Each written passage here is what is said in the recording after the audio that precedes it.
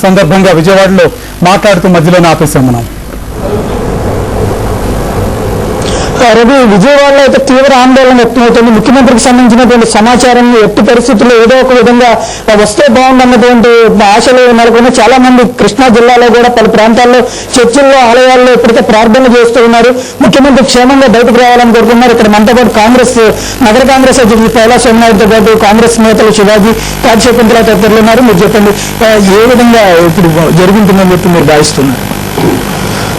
జనరల్గా హెలికాప్టర్ సాంకేతిక లోపాల వల్ల జరిగిందని మేము భావిస్తూ ఉన్నాం.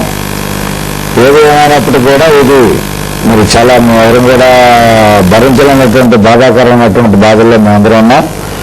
ఖచ్చితంగా మరి ఆ యేసుప్రభు ఆ రకంగా ఈశ్వర అల్లా అందరూ కూడా ప్రజానాయకుడిగా మరి పేరుంది, ప్రాజెక్టుగా ఆశాజ్యోతిగా మరి ఈనాడు రాష్ట్ర ప్రజల్లో దేవుడిగా కొలబడుతున్నటువంటి రాజశేఖర రెడ్డి గారు మరి ఎక్కడున్నా కూడా మరి క్షణంలో వస్తారా, గంటలో వస్తారా అనేటువంటి ఒక ఉత్కంఠతో మేము అందరం కూడా చూస్తున్నాం. ప్రజల యొక్క ఆశీర్వచనాలు కూడా ఆయనకు ఉన్నాయి, దైవ ఆశీర్వచనాలు ఆయన పూర్తిగా ఉన్నాయి.